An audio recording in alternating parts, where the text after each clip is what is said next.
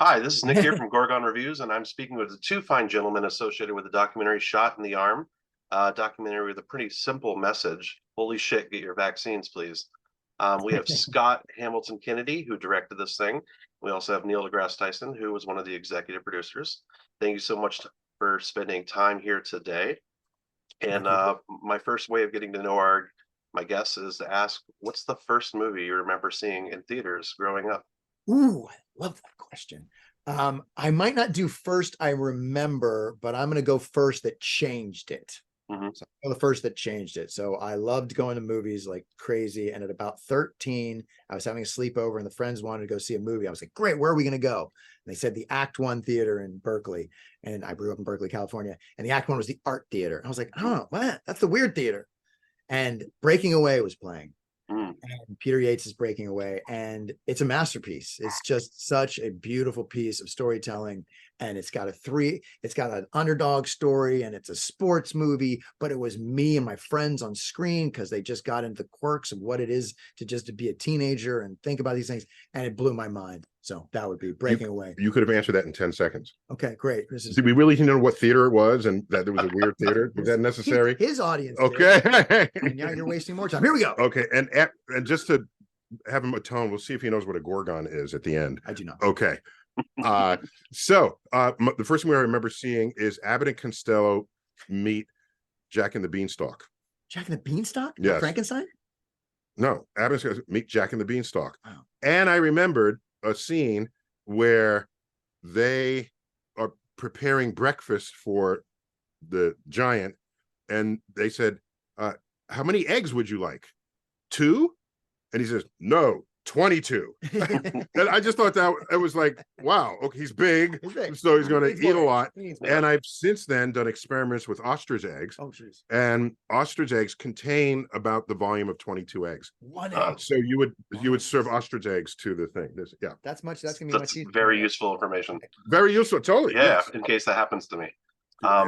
Not to make this more about me, though, I was pretty excited about this interview because well, Scott, you obviously were nominated for an Academy Award for The Garden, a really heartbreaking documentary story. And you're the first person I've got to interview who's been nominated for an Academy Award. So it's like a really big deal. Now you got to live up to that. See, I'll try. Yeah. And of course, for Neil, lower that bar. Let's lower the bar.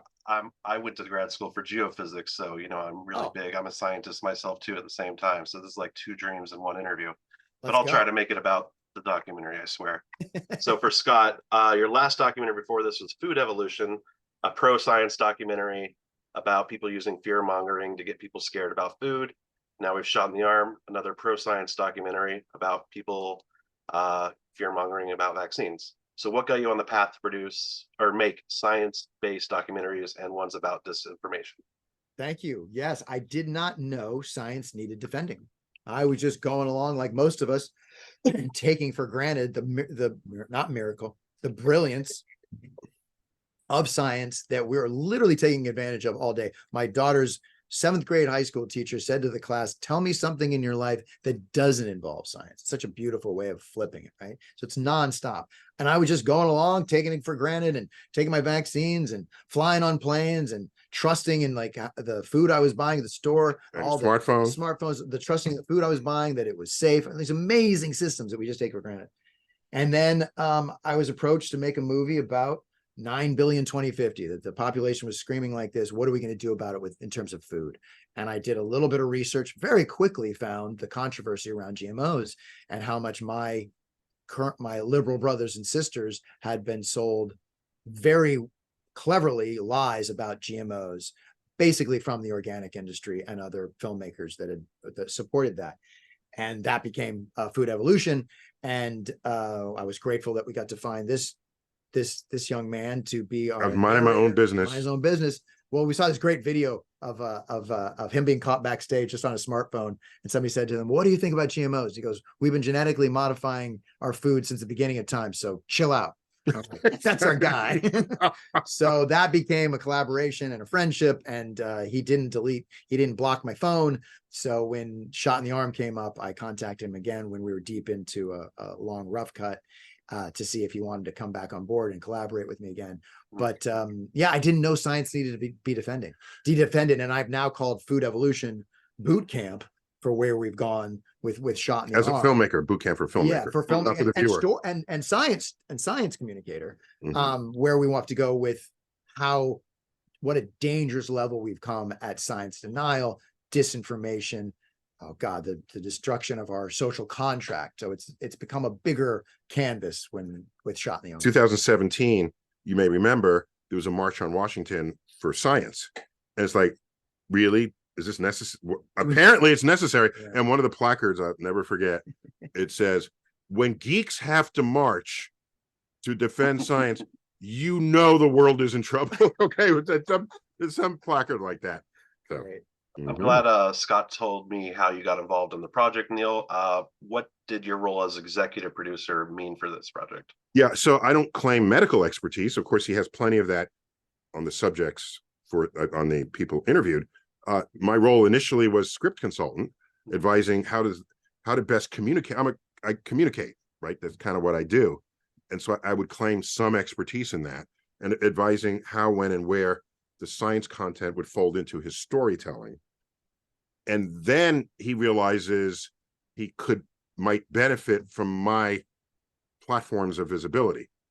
And the role of an executive producer is all of the dressing that goes into the cake, or in the whatever, I don't know, mixed metaphors. You're fine.